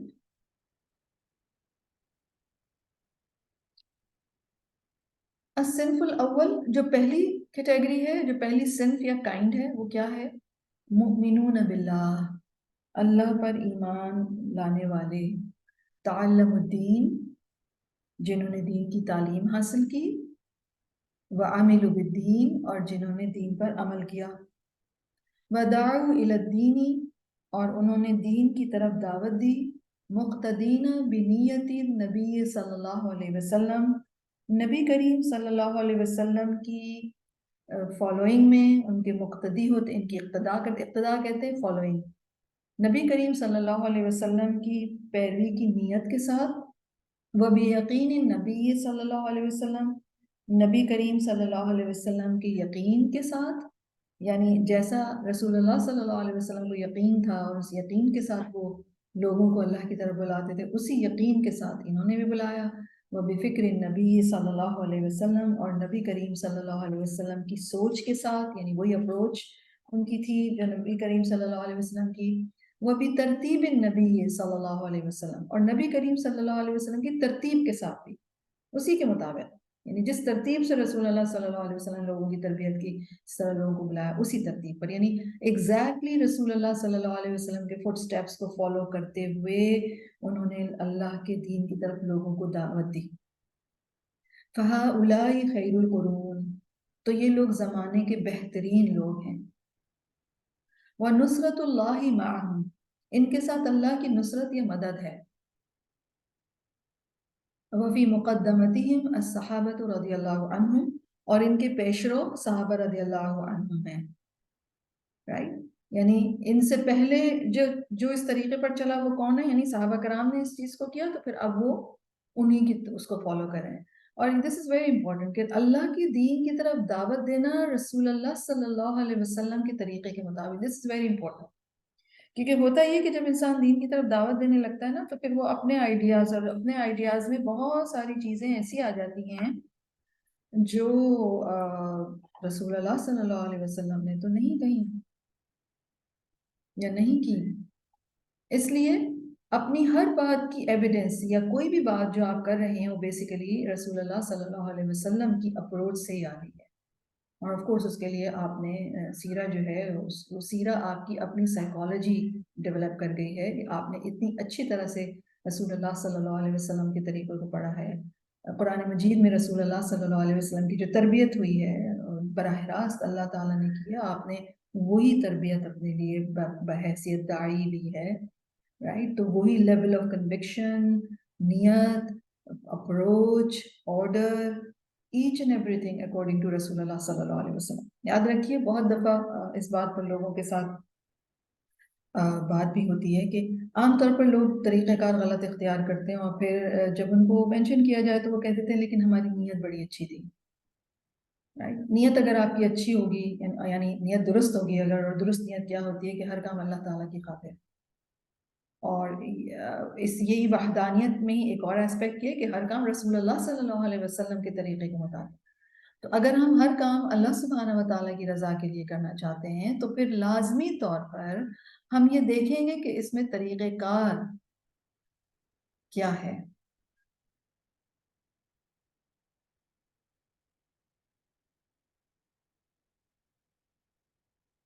तो तरीक़े नियत की दुरुस्तगी जो है वो आपको दुरुस्त तरीक़ेकार की तरफ ले जाती है, ठीक है। और दुरुस्त तरीक़ेकार नबी करीम सल्लल्लाहु अलैहि वसल्लम का क्या अप्रोच थी, क्या थॉट थी, राइट। और रसूलुल्लाह सल्लल्लाहु अलैहि वसल्लम ने कोई काम कितनी मर्तबा किया, राइट। नमाजें कितनी दफ़ा पढ़ी, सुन्नतें कितनी दफ़ा पढ़ी, जिक्र अस्कार किस तरह किया, जब जब परेशान होते थे क्या करते थे, जब खुश होते थे तो क्या करते थे, क्या अल्फाज कहते थे, क्या एक्शन करते थे, क्या दुआएं थी उनकी, उसी ईच एंड एवरीथिंग आप। तो सीरा बेसिकली, या दीन की जो दावत देना है, या सीरा जो पढ़ना है, दीन को स्टडी करना है, वो आप याद रखिएगा ये इंफॉर्मेशन नहीं है। आम तौर पर मुसलमानों ने इसको इंफॉर्मेशन के तौर पर लिया और इंफॉर्मेशन ही इम्पार्ट करनी शुरू की। याद रखिए, तो मेरी और आपकी पूरी साइकोलॉजी डेवलप होती है, और जब तक वो साइकोलॉजी डेवलप नहीं होती आप ये जो बातें लिख रहे हैं आपको फॉलो नहीं कर सकते, ठीक है। तो ये लोग इनके बारे में कह रहे हैं कि ये लोग बेहतरीन लोग हैं। तो पहली किस्म दुनिया में पाए जाने वाले लोग जो बेहतरीन लोग हैं वो ईमान वाले हैं, और जिस ईमान पर वो हैं उस ईमान की तरफ वो दावत देते हैं, और ये वो सारे काम रसूलुल्लाह सल्लल्लाहु अलैहि वसल्लम की अप्रोच के मुताबिक नियत यकीन फिक्र के साथ करते हैं। ये बेहतरीन लोग हैं। आसानी दूसरी जो कैटेगरी है, मुमिनून, मुमिनून सालिहून, नेक मोमिन, लाकिन्नहुम ला यकूमून बिद्दावा, लेकिन वो दावा का काम नहीं करते। यानी खुद तो नेक हैं लेकिन वो लोगों को इनवाइट नहीं करते, यानी ना खुद दीन सीखा और ना ही वो दूसरों को इनवाइट करते हैं। फहुम कानिऊन बिल आमाल सालिहा, बस वो नेक अमाल पर ही कंटेंटेड हो गए हैं, कनात किए बैठे हुए हैं। फल्लाहु युअतीहिम फिद दुनिया हयातन तय्यबतन बिक़दरि मा अमिलू, तो अल्लाह सुब्हानहू व तआला उनको दुनिया में अच्छी ज़िंदगी अता फरमाते हैं उसके मुताबिक जो उन्होंने अमल किए। यानी उनको दुनिया का रिज़्क़, दुनिया की नेमतों से नवाजते हैं। क्योंकि बहुत सारे मुसलमान जो है वो इबादत इसलिए करते हैं, हज उम्रे सदका खैरात इसलिए करते हैं ताकि दुनिया की नेमतें हासिल करें। जब भी तो हमारे यहाँ कुरान की तिलावत के हवाले से देखिए ना कि फला सूरा पढ़ो तो ये दौलत की, दौलतमंदी की सूरत है, फला सूरा जो ये रिस्क की है, फला सूरा जो है ये इसकी है। तो बेसिकली क्या है, कुरान की तिलावत का ऑब्जेक्टिव क्या है कि दुनिया में रिस्क या दुनिया में नेमतें मिलें, या जिक्र अस्कार की ये सारी चीज़ें क्यों कर रहे हैं, इस मकसद के लिए कि दुनिया की नेमतें हासिल हो जाएं।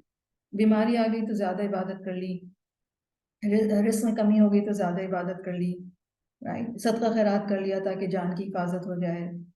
लेकिन दूसरे इंसानों के हवाले से उन्हें फिक्र नहीं कि वो लोग इबादत कर रहे हैं या नहीं। और ऐसे लोगों को हमने अक्सर ऑब्जर्वेशन में आया है कि कुछ लोग बहुत इबादत गुजार होते हैं लेकिन उनकी उनकी औलादें जो होती हैं वो नमाज भी नहीं पढ़ती, और इवन वो अपनी औलाद के बारे में कंसर्न या किसी किस्म का कोई फिक्र शो ही भी नहीं करते, और ना ही उनको कहते हैं कि अपनी औलाद को कि वो इबादत करें। यानी खुद तो नेक होते हैं लेकिन नेकी नहीं फैलाते। तो अल्लाह ताला उनको दुनिया में एक अच्छी ज़िंदगी देंगे, जो भी उन्होंने अमल किया होगा उसके मुताबिक रिस्क भी दिया जाएगा। वह फिल आखिरत लहुमुल जन्नह, और आखिरत में उनके लिए जन्नत है।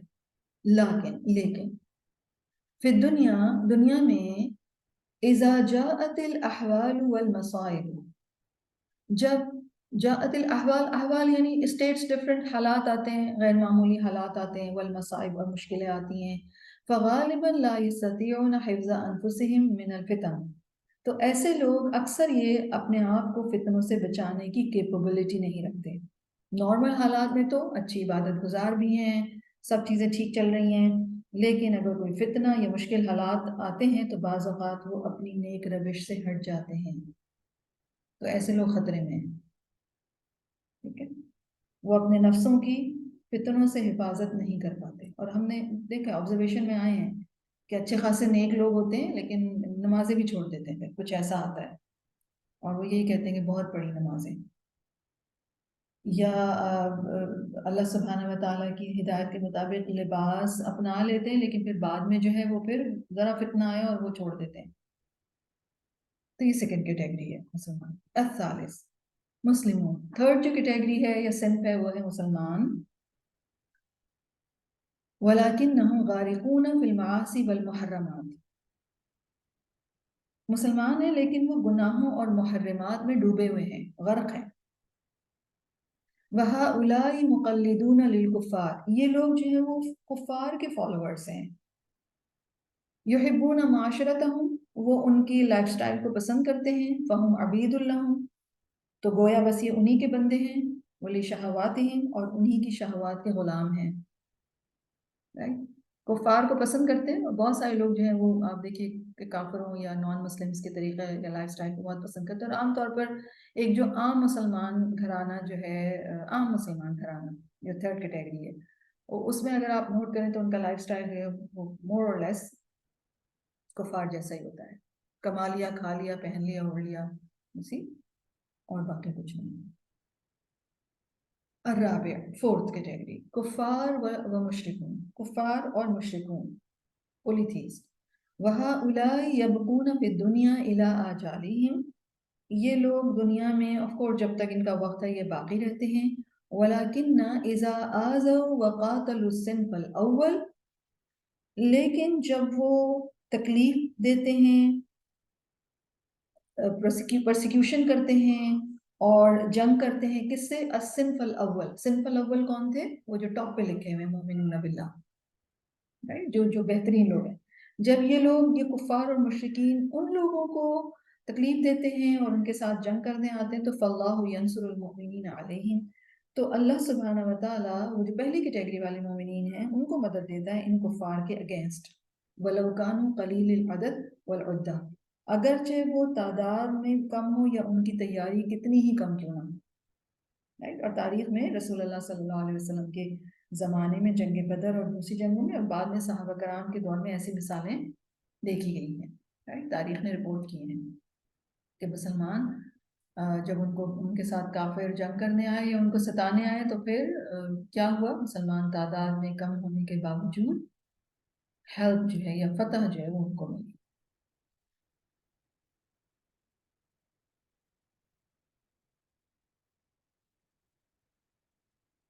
اب ان چاروں کیٹیگریز کو بیان کر کے یہ کہتے ہیں والمطلوب جہد الصنف الاول علی الصنف الثانی.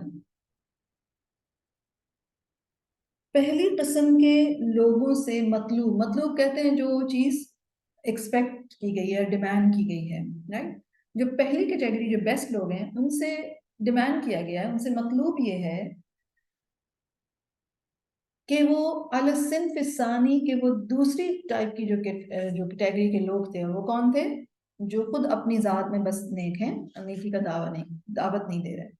ان کے حوالے سے پہلی کیٹیگری کے لوگوں کو کیا کرنا ہے کہ وہ دوسری قسم کے لوگوں پر محنت کریں. جہد لیقتی عندہم مع صلاح الاصلاح، تاکہ ان کے اندر بھی نیکی کرنے کے ساتھ ساتھ دوسروں کی اصلاح کا جذبہ بھی پیدا ہو. وعلی الصنف الثالث، اور پہلی کیٹیگری کے لوگوں کو جو تھرڈ کیٹیگری کے حوالے سے جو ایفرٹ کرنی ہے وہ کیا کرنی ہے؟ بالامر بالمعروف والنہی عن المنکر. تیسری قسم کے لوگوں کو امر بالمعروف اور نہی عن المنکر کریں. کون سے یہ تیسری کیٹیگری؟ جو مسلمان تو ہیں لیکن گناہوں میں ڈوبے ہوئے ہیں. والترغیب والترہیب، اور ترغیب اور ترہیب کریں. ترغیب کہتے ہیں یعنی انکریج کرنا، موٹیویٹ کرنا، اور ترہیب یعنی ڈرانا، وارن کرنا، کوشش کرنا. کیوں کریں ان کے ساتھ یہ؟ لیغیروا حیاتہم من الاقتداء بالکفار، تاکہ وہ اپنی زندگیوں کو بدلیں اور اپنی زندگیوں میں کفار کی فالوئنگ سے نکل کر الی الاقتداء بالانبیاء والصحابۃ، انبیاء اور صحابہ کرام کی زندگیوں کو فالو کریں. فی الدعوۃ والعبادۃ والاستقامۃ، دین کی دعوت دینے کے معاملے میں، عبادت کرنے میں اور استقامت میں، دین پر اسٹیڈ فاسٹ رہنے میں وہ انبیاء اور صحابہ کرام کی زندگیوں کو فالو کریں. وعلی الصنف الرابع، اور جو فورتھ کیٹیگری ہے اس کے حوالے سے جو پہلی کیٹیگری کے اوپر رسپانسبلٹی ہے وہ کیا ہے کہ انہیں بالدعوت الی اللہ، کافروں اور مشرکین کے ساتھ کیا کریں، ان لوگوں کو اللہ کی طرف دعوت دیں.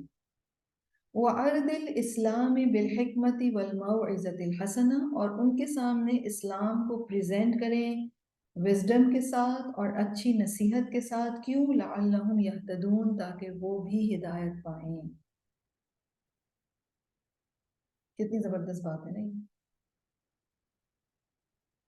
یعنی جو پہلی کیٹیگری ہے اس کے اوپر رسپانسبلٹی ہے باقی تین کیٹیگریز کے حوالے سے، اور ہر ایک کے ساتھ کیا معاملہ کرنا ہے یہ بھی انہوں نے بتا دیا. پھر وہ کہتے ہیں واللہ عز وجل هو العزیز الحکیم الذی یأمر بالعدل والإحسان عم بعدله عموم عباده وخص من شاء منهم بفضله وإحسانه. وہ کہتے ہیں اللہ سبحانہ و تعالی غالب حکمت والا ہے، عدل اور احسان کا حکم دیتا ہے. اس نے اپنے عدل کو عام کیا ہوا ہے اپنے بندوں پر، یعنی سارے بندوں کے ساتھ اللہ سبحانہ و تعالی عدل فرماتے ہیں. اور جس کو چاہا اللہ تعالیٰ نے اپنے فضل اور احسان کے ساتھ خاص کیا ہے. یعنی عدل سارے بندوں کے ساتھ ہے، لیکن کچھ پر اللہ تعالیٰ اپنی خاص فضل اور احسان فرماتے ہیں. اور وہ فضل کیا ہوتا ہے کہ انہیں اللہ تعالیٰ دین کی سمجھ دے دیتے ہیں. دین کی سمجھ ملنا، دین کے اوپر عمل کرنا، دین کی راہ پر چلنا، یہ بیسیکلی اللہ سبحانہ و تعالیٰ کا فضل ہوتا ہے. کیونکہ رسول اللہ صلی اللہ علیہ وسلم کا فرمان کا مفہوم ہے نا کہ اللہ سبحانہ و تعالیٰ جس کے ساتھ بھلائی کا ارادہ کرتے ہیں اس کو دین کی سمجھ دے دیتے ہیں. انسان دین کے ساتھ کمفرٹیبل ہو جاتا ہے، دین اس کو نہ صرف سمجھ میں آنے لگتا ہے بلکہ اس کے لیے آسان لگتا ہے، اس کا دل نہیں گھٹتا، یعنی وہ اپنی فطرت پہ آ جاتا ہے. اور یہ اللہ کا فضل ہوتا ہے کسی انسان کے اوپر. اور اس سے بھی آگے بڑھ کر کیا ہوتا ہے کہ انسان اس دین کو صرف، کیونکہ کوئی بھی اچھی چیز ہم سب کی فطرت میں ہے کہ جب ہمیں ملتی ہے تو صرف ہم اپنے تک نہیں رکھتے، بلکہ ہم کیا کرتے ہیں، ہم شیئر کرنا چاہتے ہیں. اور یہ شیئرنگ کی جو صلاحیت یا کیپبلٹی ہے، یہ جو شیئرنگ کی کا جو جذبہ ہے، یہ ہم انسانوں کے اندر بہت زبردست جذبہ ہے. اس سے کیا ہوتا ہے کہ ہم دوسرے انسانوں کو ہر وہ چیز جو ہم سمجھتے ہیں یہ بینیفیشیل ہے، اچھی ہے، ہم وہ دینا چاہتے ہیں، یا جو چیز ہم دیکھتے ہیں ہم وہ دوسروں کو دکھانا چاہتے ہیں. تو یہ ایک اور لیول کا فضل اور احسان اللہ تعالیٰ کو اس انسان پر ہو جاتا ہے. تو جن پر فضل اور احسان ہوا ہے، جن کو اللہ تعالیٰ نے اپنے فضل اور احسان کے ساتھ خاص کیا ہے، ان کو پھر کیا کرنا چاہیے، ان کو پھر اپنے باقی جو انسان ہیں، جو فیلو ہیومن بینگز ہیں، ان کے بارے میں یہ چیزیں مطلوب ہیں. ٹھیک ہے نا؟ اب وہ اس بات کو سمجھا رہے ہیں کہ یہ جو سیٹ اپ ہے اللہ تعالیٰ نے جو فضل اور احسان کیا، عدل تو سب کے ساتھ ہے، سب کو ایکول اپرچونٹیز دی گئی ہیں، لیکن اس کے علاوہ اللہ تعالیٰ نے اپنا خاص فضل بھی کیا ہے. اس کے لیے یہ ایک میٹافور یا ایک ایگزامپل کے تھرو سمجھا رہے ہیں. وہ کہہ رہے ہیں وَلَوْ أَنَّ مَلِكًا أَرْسَلَ إِلَىٰ أَهْلِ بَلَدٍ مِّن بِلَادِهِ رَسُولًا، اگر کوئی بادشاہ اپنی سلطنت کے کسی شہر میں اپنا کوئی ایمبیسڈر بھیجے، میسنجر بھیجے اپنا، وَكَتَبَ مَعَهُ كِتَابًا، اور اس کے ساتھ ایک لیٹر بھی ہو.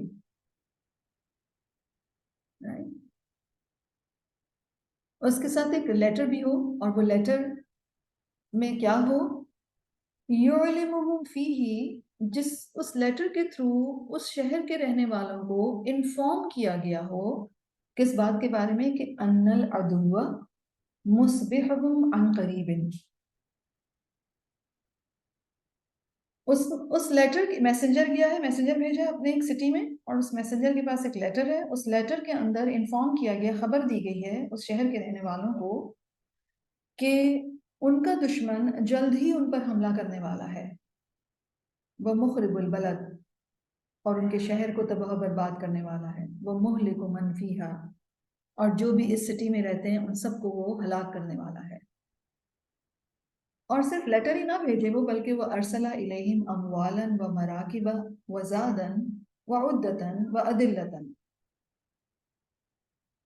اور اس انفارمیشن یا اس نالج کے ساتھ یہ انفارمیشن بھیجتی، یہ خبر بھیجتی، اور اس کے ساتھ ساتھ وہ کیا بھیجتے ہیں، بادشاہ اپنے شہر کے لوگوں کو مال و اسباب، یعنی فائنینشلی ان کو اسسٹ کیا جاتا ہے، پیسے بھیجے جاتے ہیں، فنڈز ریلیز کیے جاتے ہیں، وہ مراکب اور سواریاں، وزادن اور ٹو اور انفیکٹ کھانا پینا، وعدتن اور ٹولز، وعدلتن اور رہنما یعنی اسٹریٹجیز، اور ریسورسز جو ریکوائرڈ ہیں وہ ساری چیزیں، سواریاں، پیسے، چیزیں، اسٹریٹجیز، ایسے ایسے لوگ جو کہ اسٹریٹجی بنائیں اور وہ گائیڈ کریں. وقالا اور جو اسٹینڈنگ انسٹرکشن ہو اس سب کے ساتھ، وہ کیا؟ ارتحلوا مع هؤلاء الأدلة لتنجو. ان رہنماؤں کے ساتھ، یہ جو رہنما ہیں ان کے ساتھ یہاں سے کوچ کر جاؤ، یہاں سے چلے جاؤ اس سٹی سے، تاکہ تم نجات پالو اپنے دشمن سے. ٹھیک ہے، آپ کو یہ سمجھ آ گئی یہ سین، یہ ڈسکرپشن؟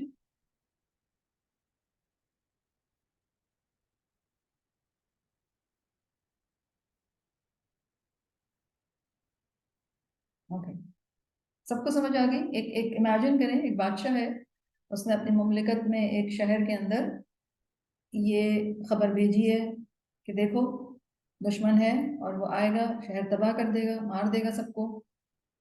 اور اس کے ساتھ ساتھ اس نے کیا کیا؟ وہ تمام ریسورسز بھیجے جو ان کو وہاں سے نکلنے کے لیے، کہاں جائیں، وہ کس طرح جائیں، کس طرح ریپ اپ کریں، کیا کیا لے کر جائیں، یو سی، کیا چھوڑ کر جائیں، ارجنسی کس چیز کی ہے، وہ سب چیزیں بتانے والے بھیجے اور کہا کہ دیکھو ایسا کرو، یہ جو گائیڈز ہیں ان کو فالو کرو، جہاں یہ لے جاتے ہیں وہاں لے جاؤ، وہاں چلے جاؤ، جس طرح یہ کہتے ہیں اس طرح کر لو، تاکہ تم اپنے دشمن سے بچ سکو.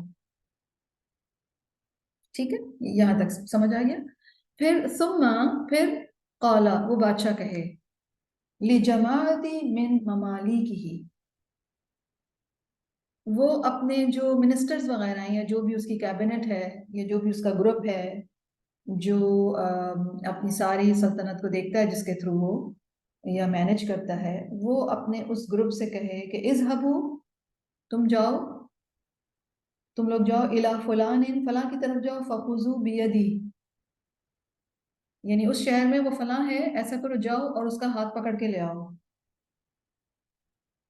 رائٹ، اس کا ہاتھ پکڑو، وَاحْمِلُوهُ، اسے سوار کراؤ، وَلَا تَذْرُوهُ يَقْعُدُ، اسے بیٹھا ہوا نہیں چھوڑنا،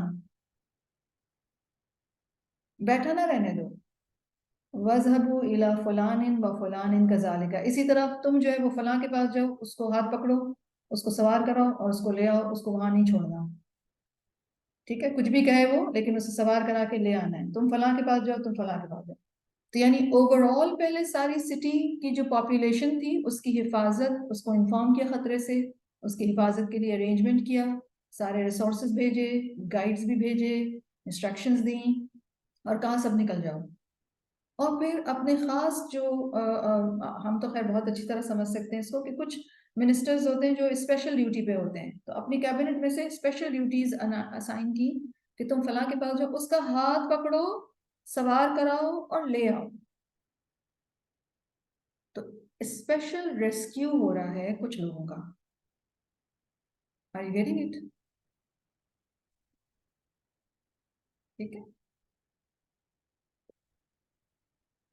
تو فلاں کو بھی لے آؤ اور فلاں کو بھی لے آؤ اور فلاں کو بھی لے آؤ. وَذَرُوا مَنْ عَدَاهُمْ، اور ان کے علاوہ جو باقی ہیں ان کو چھوڑ دو. فَإِنَّهُمْ لَا يُصْلِحُونَ أَن يُسَاكِنُونِي فِي بَلَدِي، ان کو ان کے حال پر چھوڑ دو، جو نہیں نکل رہا ہے، جو گائیڈز کی باتوں کو نہیں فالو کر رہا ہے، جو نجات نہیں پا رہا ہے سارے ریسورسز پا کر بھی، تو ان کو تو پھر ان کے حال پہ ہی چھوڑ دو. أَن يُسَاكِنُونَنِي لَا يُصْلِحُونَ أَن يُسَاكِنُونِي فِي بَلَدِي، وہ اس لائق ہی نہیں ہے کہ میرے شہروں میں بسیں، انہوں نے تو ٹھیک ہی نہیں ہونا کہ میرے شہروں میں بسنے کے قابل ہوں. فَذَهَبَ خَوَاصُ الْمَلِكِ، تو بادشاہ کے جو خاص لوگ تھے، جو آفیسرز آن اسپیشل ڈیوٹیز تھے یا جو منسٹرز تھے، اسپیشل ڈیوٹی جنہیں اسائن کی گئی تھی کچھ لوگوں کو لانے کے لیے، وہ نکلے کس کی طرح؟ کہاں گئے وہ؟ إِلَى مَنْ أُمِرُوا بِحَمْلِهِمْ، ان کی طرف جن کو پک کرنے کا حکم دیا گیا تھا، جن کی طرف جانے کا حکم دیا گیا تھا. فَحَمَلُوهُمْ، تو وہ انہیں پک کیا انہوں نے، إِلَى الْمَلِكِ، اور سوار کرایا اور بادشاہ کے پاس لے آئے. وَاجْتَاحَ الْعَدُوِّ مِنْ بَقِيَ فِي الْمَدِينَةِ، اور ہوا یہ کہ پھر دشمن نے جو سٹی کے اندر جتنے لوگ باقی تھے ان سب کو ختم کر دیا.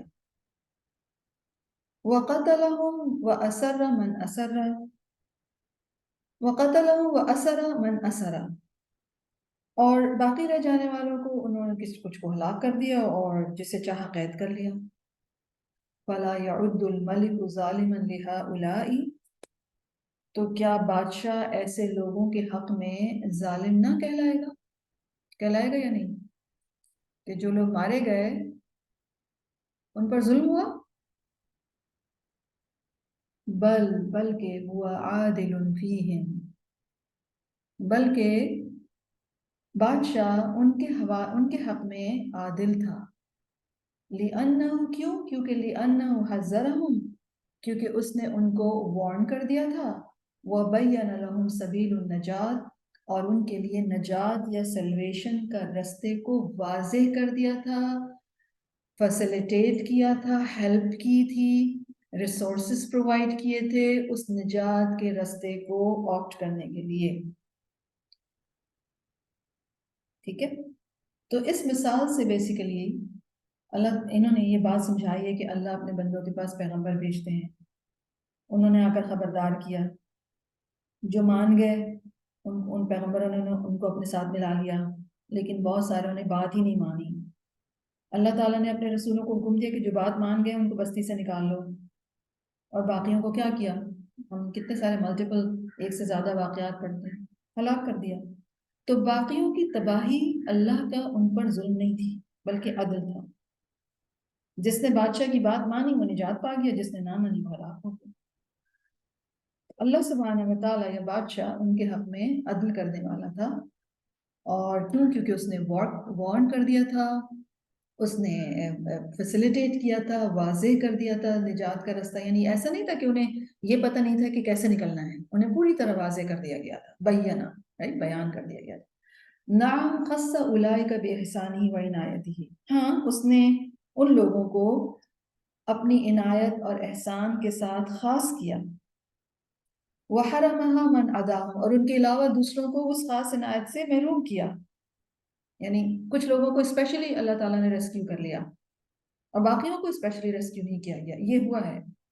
اذ لا یجب علیہ التسویۃ بینہم فی فضلہ و اکرامہ. کیونکہ اس پر واجب نہیں کہ وہ ان کے درمیان برابری کرے فضل اور اکرام میں. بلکہ ذالک فضل اللہ یؤتیہ من یشاء واللہ ذو الفضل العظیم.